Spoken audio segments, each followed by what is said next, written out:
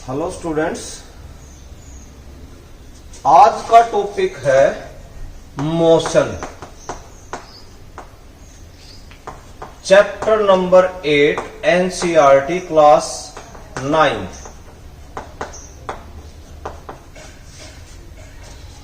यही चैप्टर +1 में रिपीट होगा। 9th क्लास में इसका बनता आपका बेसिक्स और इसकी डिटेल पढ़ी जाती है +1 क्लास में। सबसे पहले हम ये देखेंगे कि मोशन होता क्या है। आपके पास दो टर्म आती है। सबसे पहले एक तो मोशन और दूसरी टर्म आती है रेस्ट। एक और बात, इसी वीडियो में मोशन का चैप्टर कंप्लीट हो जाएगा। आप इसको पूरा देखें, उससे आपका मोशन और रेस्ट का कंसेप्ट जो है वो बिल्कुल क्लियर हो जाएगा। सबसे पहले हम देखेंगे मोशन की डेफिनेशन, मोशन होता क्या है। अब हम मोशन की जो बात करेंगे ना, वो होती है एक स्टेट। किसी भी बॉडी को मोशन में आप तब मानेंगे जब उसकी पोजीशन चेंज हो रही हो दो शर्त पे, with respect to time and with respect to its surrounding. Definition कैसे बनती है? Motion is the state of an object when an object change its position with respect to time and its surrounding. Example देखेंगे। मान लो कोई object इस position पे रखा है। ये ऑब्जेक्ट मान लिया हमने इसके सराउंडिंग, और टाइम है मान लो 1:10:02। 1:10:02 पे इस पोजीशन पे है, 03 पे इस पोजीशन पे आ गया, 04 पे इस पोजीशन पे आ गया, 5 पे यहां, 6 पे यहां, 7 पे यहां। इसका मतलब क्या हुआ? जैसे जैसे टाइम चेंज हो रहा है, इस ऑब्जेक्ट की पोजीशन जो है वो चेंज हो रही है विद रिस्पेक्ट टू टाइम, और ये इसके सराउंडिंग है। जैसे शुरुआत में ये ऑब्जेक्ट इस ऑब्जेक्ट के इस जगह पे था, नेक्स्ट टाइम यही ऑब्जेक्ट इस ऑब्जेक्ट के रिस्पेक्ट में यहां पहुंच गया। शुरुआत में ये ऑब्जेक्ट इस ऑब्जेक्ट के रिस्पेक्ट में यहां था, फिर ये इस पोजीशन पे पहुंच गया। इस तरीके की पोजीशन जब होगी, उस बॉडी को हम क्या बोलेंगे? मोशन में बोलेंगे। यानी an object is said to be in motion when the object changes its position with respect to time and its surrounding। दूसरा ऑप्शन, दूसरी चीज होती है आपके पास रेस्ट। इसका जस्ट अपोजिट होता है। जब किसी बॉडी की पोजीशन टाइम और सराउंडिंग के रिस्पेक्ट में चेंज ना होती हो, उस ऑब्जेक्ट को हम किस पे बोलेंगे? वो ऑब्जेक्ट कहां पे है? रेस्ट पे। यानी an object is said to be at rest when it does not change its position with respect to time and its surrounding। इसका एग्जांपल अगर हम देखते हैं तो इसके एग्जांपल में क्या आता है? शुरुआत में मान लो ये ऑब्जेक्ट यहां पे रखा हुआ है, टाइमिंग सेम मान लेते हैं हम, ये इसकी सराउंडिंग ऑब्जेक्ट है। 1:10:02 पे बीसी पोजीशन पे है, 03 पे बीसी पोजीशन पे है, 4 पे बीसी पोजीशन पे है। इस यानी इसकी पोजीशन क्या नहीं हो रही? चेंज नहीं हो रही with respect to time and its surrounding. उस ऑब्जेक्ट को हम क्या बोलेंगे? आपका रेस्ट पे है वो ऑब्जेक्ट। नेक्स्ट टॉपिक आपके पास आता है motion in a straight line. Motion in a straight line को हम कैसे डिफाइन करेंगे? जैसे हमने यही एग्जांपल लिया था ना, अगर कोई object with respect to time क्या बनती है? एक ही स्ट्रेट लाइन में मूव कर रही है, उसके मोशन को हम क्या बोलेंगे? Motion in a straight line. For example मान लो ऑब्जेक्ट इस पोजीशन पे है, कुछ टाइम के बाद वो इस पोजीशन पे जाता है, फिर इस तरीके से जाता है, इस तरीके से, इस तरीके से, ऐसे इस तरीके से क्या होता है? आपके पास मोशन जो है वो स्ट्रेट लाइन में ट्रेवल कर रहा है। अब आपके पास मोशन के टाइप्स, दो तरीके के मोशन बनते हैं भाई। पहला तो यूनिफॉर्म मोशन, और दूसरा है आपके पास नॉन यूनिफॉर्म मोशन। अब हम पढ़ेंगे ये यूनिफॉर्म मोशन कौन सा है और नॉन यूनिफॉर्म मोशन कौन सा है। यूनिफॉर्म मोशन की हम बात करते हैं। ये हम क्या करते हैं, एक बार इसको ग्राफिकल रिप्रेजेंट करके देखते हैं। मान लो एक हम क्या मान लेते हैं, दो कोऑर्डिनेट्स मान लेते हैं, एक्स कोऑर्डिनेट और वाई कोऑर्डिनेट। पोजीशंस मान लेते हैं 1 2 3 4 5 6। ये मान लेते हैं हम डिस्टेंस और ये मान लेते हैं हम टाइम। इनिशियल पे आपका ऑब्जेक्ट इस पोजीशन पे रखा हुआ है। अगर वो हम अज्यूम कर लेते हैं फर्स्ट सेकंड में वो यहां तक का डिस्टेंस ट्रेवल करता है, सेकंड में वो यहां जाता है, थर्ड में वो इस पोजीशन पे जाता है। यानी एक पोजीशन आपके पास ये बनती है, एक पोजीशन आपके पास ये बनती है, तीसरी पोजीशन बनती है ये और फोर्थ पोजीशन बनती है ये। अगर हम इस लाइन को मिला देते हैं तो आपके पास क्या बन जाती है, आपको स्ट्रेट लाइन ऑब्टेन होती है। और जिस मोशन में आपको स्ट्रेट लाइन ऑब्टेन हो जाए वो मोशन होता है यूनिफॉर्म मोशन। डेफिनेशन देखेंगे हम यूनिफॉर्म मोशन की। When an object travel equal distance in equal interval of time, पहली सेकंड में जितना किया है डिस्टेंस ट्रेवल, नेक्स्ट सेकंड में भी उतना ही होना चाहिए, नेक्स्ट सेकंड में भी उतना ही होना चाहिए। इस तरीके से कोई ऑब्जेक्ट मोशन क्रिएट करता है, उस मोशन को हम क्या बोलते हैं, यूनिफॉर्म मोशन बोलते हैं। An object is said to be in uniform motion when it travels equal distance in equal interval of time. Next आपके पास non uniform motion. Non uniform motion का अगर हम पढ़ते हैं, नॉन यूनिफॉर्म का ग्राफ जो होता है वो कभी भी लीनियर नहीं होता है। ये क्या होता है, मान लो फर्स्ट सेकंड में उसने 1 मीटर का डिस्टेंस ट्रेवल कर लिया भाई,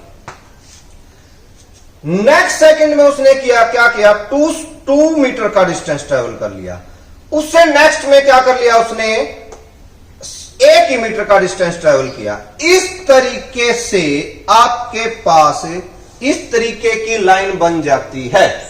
ये लाइन जो है नॉट लीनियर है।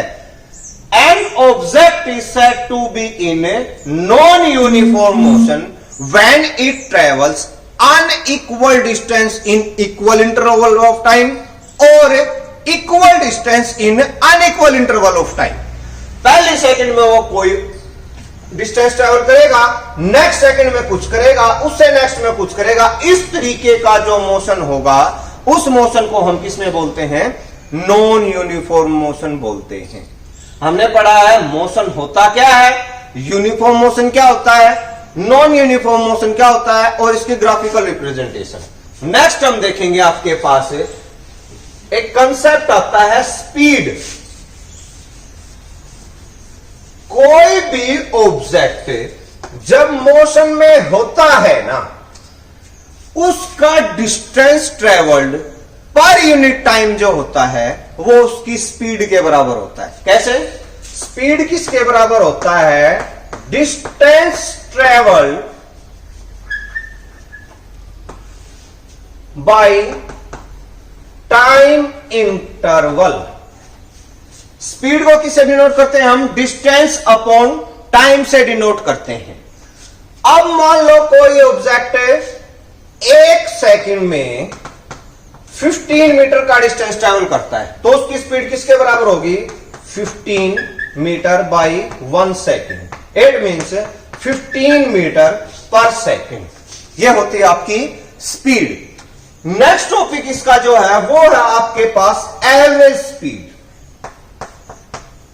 एवरेज स्पीड पता करने के हमारे पास 2 तरीके हैं भाई। पहला तरीका क्या है, टोटल डिस्टेंस। मान लो हम कोई डिस्टेंस ट्रेवल करते हैं, हम उसको माप सकते हैं वो टोटल डिस्टेंस कितना, और हम ये भी पता कर सकते हैं कि उस डिस्टेंस ट्रेवल करने में हमें कितना टाइम लगा है। उन दोनों का रेशो किसके बराबर होता है, एवरेज स्पीड के बराबर होता है। पहला तरीका है total distance by time interval total. दूसरा तरीका क्या है, इस तरीके में हम क्या करते हैं, सबसे पहले टोटल डिस्टेंस माप लेते हैं, उसके बाद टोटल टाइम निकाल लेते हैं और उन दोनों का क्या कर देते हैं, रेशो निकाल देते हैं, तो हमारे पास क्या आ जाती है, एवरेज स्पीड आ जाती है। दूसरा तरीका क्या है, मान लो मोशन जो है वो नॉन यूनिफॉर्म मोशन है, in equal distance in equal interval of time और equal distance in unequal interval of time. उसमें हम क्या करेंगे, सबसे पहले इनिशियल स्पीड कितनी थी उसकी, पहले हम क्या करेंगे, शुरुआत में उसकी स्पीड कितनी थी, प्लस में उसकी फाइनल स्पीड कितनी अटेन की है उसने। Initial speed plus final speed, और इसको क्या कर देंगे, 2 से डिवाइड कर देंगे, आपके पास किस चीज की वैल्यू निकल आएगी, एवरेज स्पीड की वैल्यू निकल आएगी। दो तरीके, एक तरीका और है इसका, जब कोई बॉडी नॉन यूनिफॉर्म मोशन में मूव कर रही है, इसका मतलब नॉन यूनिफॉर्म में मोशन मूव कर रही है तो उसने काफी सारी स्पीड अटेन की है। मान लो हम कोई डिस्टेंस ट्रेवल कर रहे हैं, हम यहां से मार्केट जा रहे हैं, हमने क्या किया, शुरुआत में हमारी स्पीड कम होगी, इनिशियल में कम होगी, जब हम स्टार्टिंग करते हैं उस टाइम हमारी स्पीड 0, फिर धीरे धीरे हमारी स्पीड इंक्रीज होगी, फिर और इंक्रीज होगी, फिर आगे मान लो कोई ऑब्स्टेकल आ गई तो हम क्या करेंगे, स्पीड कम करेंगे, कोई ब्रेकर आ गया हम स्पीड कम करेंगे, उसके लिए क्या हो जाएगी, डिफरेंट स्पीड आपके पास बनती चली जाएंगी। उस स्पीड में एवरेज निकालने के लिए आप या तो ये तरीका अपना सकते हैं कि total distance upon total time निकाल लो, दूसरा तरीका ये अपना सकते हैं, हम जितनी भी स्पीड्स है ना, हमने जितनी भी स्पीड ट्रेवल करी है, मान लो हमने n तक स्पीड हमने अटेन की है, इन स्पीड्स को n से डिवाइड कर दो, आपके पास एवरेज स्पीड आ जाएगी। 3 तरीके हैं, total distance upon total time, initial speed plus final speed divided by 2, क्या आ जाएगी आपके पास, average speed. Next, number of speed attains in non uniform motion divided by that number, हमारे पास किसके बराबर हो जाएगा, एवरेज स्पीड के बराबर हो जाएगा। नेक्स्ट टॉपिक है भाई आपके पास एक्सेलरेशन। अभी हमने स्पीड की डेफिनेशन क्या पढ़ी है, डिस्टेंस पर यूनिट टाइम। अगर हम एक्सेलरेशन की बात करते हैं ना, हमारी एक्सेलरेशन की बात बनती है वेलोसिटी या speed per unit time. Distance upon time speed के बराबर, स्पीड अपॉन टाइम किसके बराबर बनती है, एक्सेलरेशन के बराबर। इसकी यूनिट क्या प्राप्त करेंगे हम, क्या हो जाएगी, इसकी स्पीड की यूनिट क्या बनती है, मीटर पर सेकंड, और टाइम की क्या बनती है, सेकंड, यानी मीटर पर सेकंड स्क्वायर किसके बराबर हो, किसकी यूनिट बनती है आपकी, एक्सेलरेशन की यूनिट बनती है। इसके बाद नेक्स्ट टॉपिक बनता है आपका इक्वेशन ऑफ मोशन। हमारे पास मोशन की 3 इक्वेशंस हैं भाई। एक इक्वेशन है v is equal to u plus a t, इसी वीडियो में बताऊंगा इनका मतलब क्या है। दूसरी आपके पास s is equal to u t plus half a t square. Next आपके पास v square minus u square is equal to 2as। जितनी भी टर्म आपने यूज की हैं, इन सभी के मतलब नोट करो। अगर आपको ये सिंबल दिखाई देता है, u कहीं मिलता है, इसका मतलब होता है इनिशियल स्पीड और वेलोसिटी। स्पीड और वेलोसिटी के बारे में नेक्स्ट वीडियो में बताऊंगा कि इन दोनों में फर्क क्या है। v जहां मिलेगा उसका मतलब होता है फाइनल वेलोसिटी या स्पीड, vu। a का मतलब होता है एक्सेलरेशन, t का मतलब होता है टाइम। इसके अलावा कुछ रह गया, नहीं रहा ना, मतलब v की वैल्यू मिल गई uat। s है आपके पास डिस्टेंस ट्रेवल्ड, डिस्टेंस ट्रेवल को हम किससे डिनोट करेंगे? एस से डिनोट करेंगे। अब हमें क्या करना है, ये वाली इक्वेशन कहां से आई हुई है, ये इक्वेशन कहां से आई, ये इक्वेशन कहां से आई, या ये इसके बराबर आपको प्रूव करके दिखानी है। ये तीनों इक्वेशंस का आपको प्रूफ देना है कि ये इक्वेशन आपके पास आई कहां से हुई है। नेक्स्ट टॉपिक है ये आपका, उसमें हम सबसे पहले इस इक्वेशन को डिराइव करेंगे, इस यानी फाइनल वेलोसिटी की डेरिवेशन करेंगे, फिर हम ये वाली निकालेंगे, फिर हम ये वाली इक्वेशन को क्या करेंगे, डिराइव करेंगे।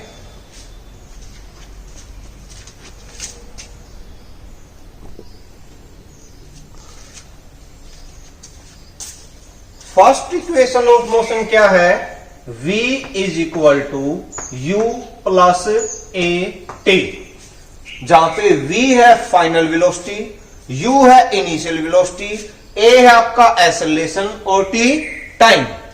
हमने एक चीज पढ़ी है, एक्सेलरेशन किसके बराबर पढ़ा है, change in velocity by time.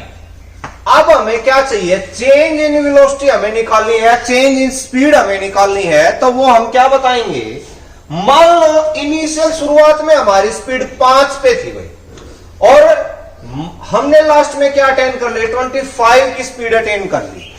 शुरुआत में 5 मीटर पर सेकेंड, हमने अटेन कर ली 25 मीटर पर सेकेंड।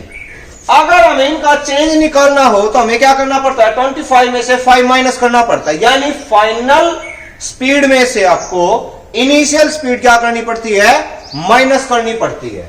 अब हम क्या करेंगे, एक्सेलरेशन ए से डिनोट करो, चेंज इन वेलोसिटी कैसे निकालेंगे, हमें final velocity minus initial velocity divide by किसके करेंगे, टाइम के।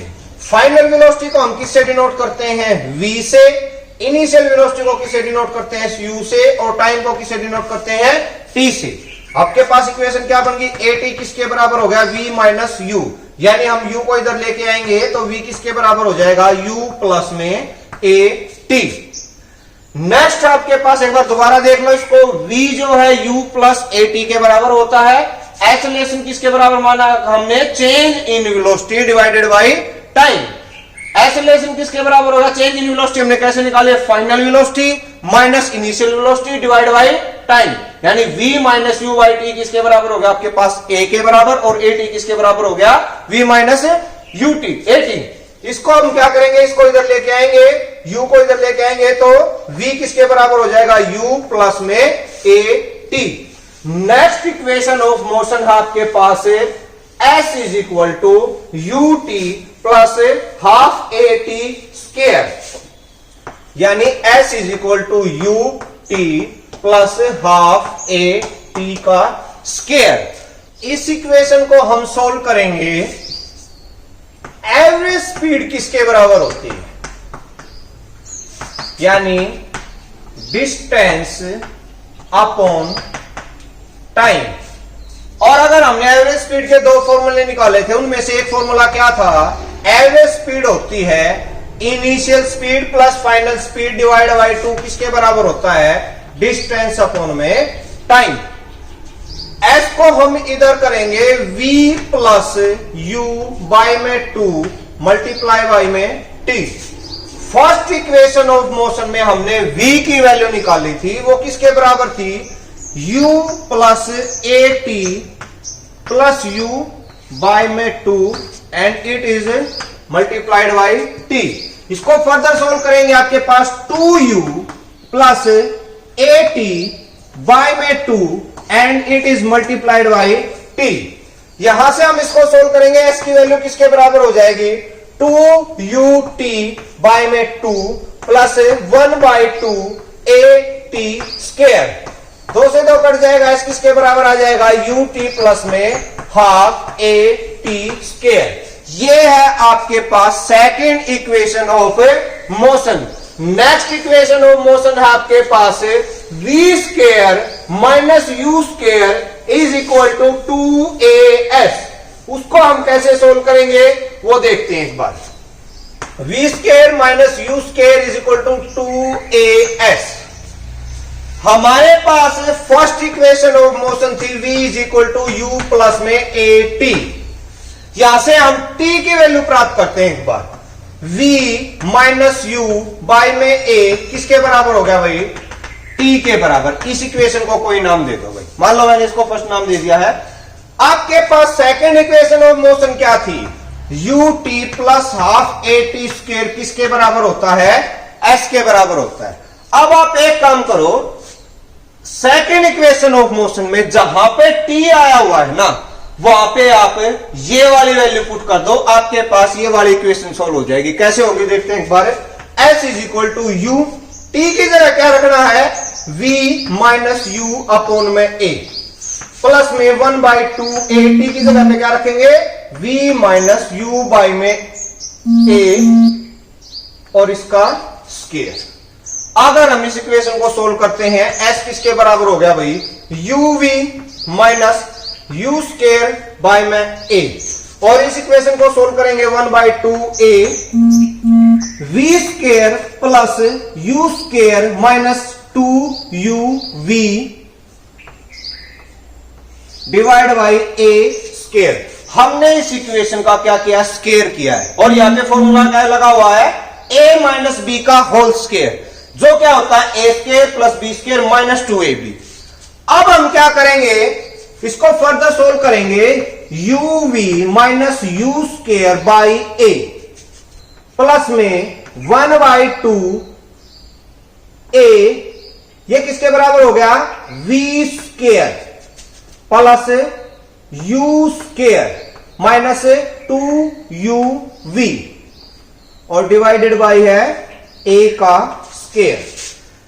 इससे a स्क्वायर से a कट जाएगा। आपके पास इक्वेशन क्या बन जाएगी? s is equal to uv minus u square by में a plus v square plus u square minus 2uv divide by 2a। हम दोनों का क्या कर लेते हैं? एलसीएम ले लेते हैं। आपके पास एलसीएम क्या आ गया? 2a।